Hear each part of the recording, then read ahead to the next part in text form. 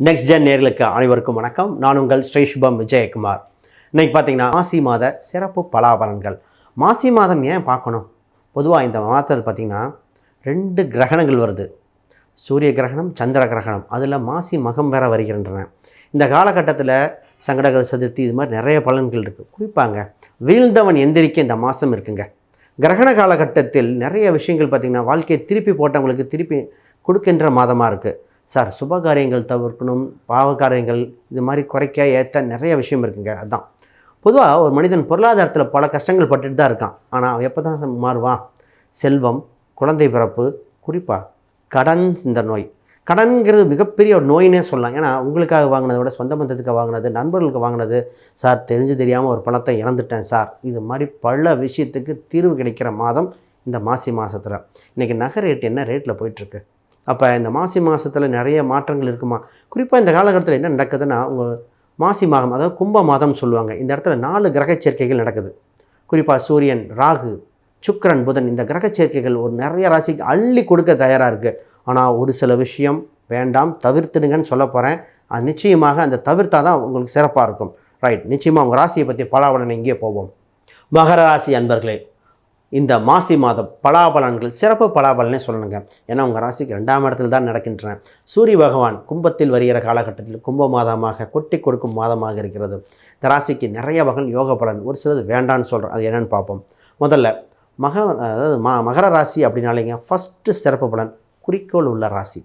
இந்த ராசியை தொழில் சம்மந்தப்பட்டது எந்த ஒரு விஷயம் செஞ்சாலும் இவங்களுக்கு திருப்தி இருந்தால் தான் ப்ராசஸ் பண்ணுவாங்க. திருப்தி இருக்கிற வரைக்கும் செய்வாங்க. திருப்தி இல்லை, மற்றவங்க கம்பல்ஷனுக்கு ஏற்றுக்கொள்ளாத ராசி. நாலேஜபிள் ராசிங்க. எந்த ஒரு விஷயம் செஞ்சாலும் டீட்டெயில்டாக பார்த்து இது ரைட்டாக தப்பா, இது பண்ணலாமே, இது கரெக்டாக இருக்குமே அப்படின்னு பார்த்து பண்ணணும். ஆனால் இவங்களுக்கு பூர்வீகத்தை விட்டு வெளியூரில் வாங்கின சொத்தில் நிலைச்சி நிற்கிதே, பூர்வீகத்தில் வாங்கின சொத்து பிரச்சனையாக இருக்கே, ஏன் சார்? அப்போ இந்த ஜாதக ரீதியாக இந்த ராசி தத்துவம்னு ஒன்று இருக்குது. அதெல்லாம் ரொம்ப சிறப்பாக பார்த்து போடணும்.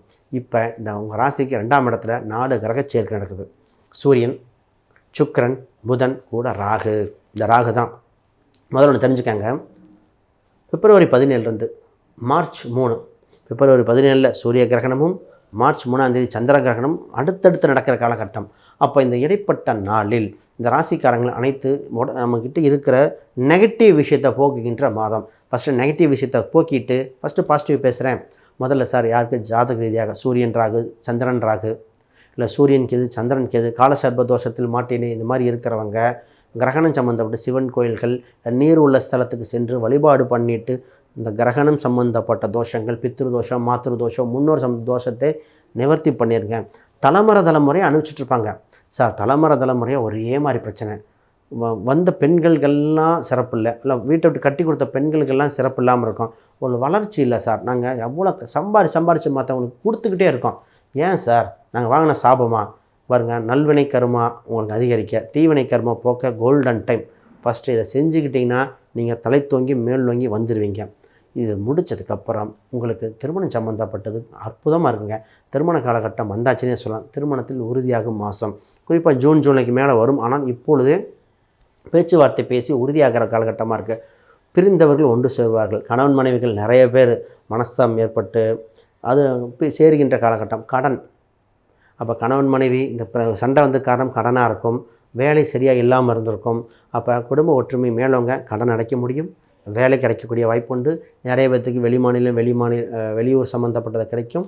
இதில் நிறைய பேருக்கு இந்த வேலையில் பார்த்திங்கன்னா உள்ளூரா, வெளிநாடா, வெளியூரா, வேறு கம்பெனி மாறலாமா, நிறைய வரும். வேறு கம்பெனி மாறக்கூடிய அம்சம்லாம் வந்திருக்கு. ஆனால் வேறு கம்பெனி எந்த ஊருக்கு போனால் நல்லாயிருக்கும், எந்த டிஸ்டிங்ஷன் இருக்கும், இது மாதிரிலாம் இண்டிவிஜுவல் ஹாரோஸ்கோப் பார்த்தா நல்லாயிருக்கும். குறிப்பாக மாணவர்கள் கல்வியில் இம்பார்ட்டன்ஸ் கொடுத்து பேரண்ட்ஸ் பார்க்கணும். இந்த ராசிக்கு முதல் கன்ஃபியூஷன் என்ன வந்துச்சுன்னா, அடுத்து என்ன சப்ஜெக்டாக படிக்க வைக்கிறது, கேம்பஸ் இன்டர்வியூ செலக்ட் ஆவானா, இது மாதிரி அடிப்படை கேள்வி. இப்போ 10th இருக்கிறவங்க, சார் ஃபஸ்ட்டு குரூப் எடுக்கலாமா, இல்லை அக்கௌண்ட்ஸ் எடுக்கலாமா, இல்லை டிப்ளமா கொண்டு போயிடலாம், இது ஒரு கொஸ்டின். சரி, +2 வந்தவங்களுக்காக ஒன்றா, சார் ஜேஇயா இல்லை நீட் எழுத வைக்கலாமா, இல்லை வேறு காலேஜில் என்ட்ரன்ஸ் எழுத வைக்கலாமா, இன்ஜினியரிங் உள்ளூரா வெளியூரா, இல்லை மேனேஜ்மெண்ட் கோட்டாவுக்கு இப்போ பணம் கட்டிட்டுமா, ஏன்னா பையன் வாங்குவானான்னு டவுட்டாக இருக்குது, அப்போனா ஃபீஸ் ஜாஸ்தி, அப்ளிகேஷன் வாங்கலாமா, இது மாதிரி தாங்க பல குழப்பங்கள். இப்போ இண்டிவிஜுவல் ஹாரோஸ்கோப் பார்க்கும்போது அவங்க, சார் இதான் உங்கள் பையனுக்கு தொழில், இப்படி பண்ணால் தான் சக்ஸஸ் ஆவான், இந்த ஊரில் படிக்க வைங்க, இப்படி தெளிவாக சொல்லிட்டு போயிடலாம். இப்படி கொண்டு வந்தால் கரெக்டாக இருக்கும். இந்த ராசிக்காரங்க வியாதி சம்மந்த உடல்நிலையை கவனம் பார்க்கணும். உடம்பு சம்மந்தப்பட்ட தொந்தரவு மாறி மாறி வந்துட்டுருக்கு. பொருளாதார ரீதியாக சின்ன சின்ன தொந்தரவு வந்திருக்கு. கொஞ்சம் கவனமாக பார்த்து மேன்மை வர வேண்டும். குறிப்பாக நீங்கள் வராகி அம்மன் வழிபாடும் பண்ணிக்கங்க. சார், பூர்வீக ரீதியான சொத்துக்கள் சம்மந்தப்பட்ட பேச்சுவார்த்தைகள் கொஞ்சம் கவனமாக இருங்கள். பூர்வீக சொத்து இப்போ பேச வேண்டாம். சின்ன சின்ன சண்டை சச்சரவு வந்துடும், மனஸ்தாபம் ஏற்பட்டுரும். நீங்கள் ஒன்று சொன்ன, அவங்க ஒன்று சொன்ன, புரிதல் தவறாக போயிடும். பூர்வீக சொத்தை பற்றி இப்போ திடமாக பேச வேண்டாம், கொஞ்சம் வெயிட் பண்ணுங்கள்.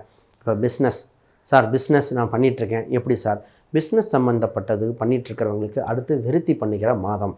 புது புது வேலையாட்கள் கொண்டு வரேன். பிஸ்னஸில் சீர்திருத்தம் பண்ண, பெயிண்ட் அடிக்கிறது, இல்லை ஃப்ளெக்ஸ் வைக்கிறது, விசிட்டிங் கார்டு போடுறது, ஆன்லைன் வெப்சைட் பண்ணுறது, ஒரு சில பர்ச்சேஸ் பண்ணுற இடமே பார்த்திங்கன்னா வேறு ஊர்லேருந்து பர்ச்சேஸ் பண்ணுறது, இல்லை வெளியூருக்கு சப்ளை பண்ணுறது, இந்த மாதிரி ஒரு சில மாற்றங்கள் பண்ணால் இந்த ராசி ஜெயிச்சிடுது.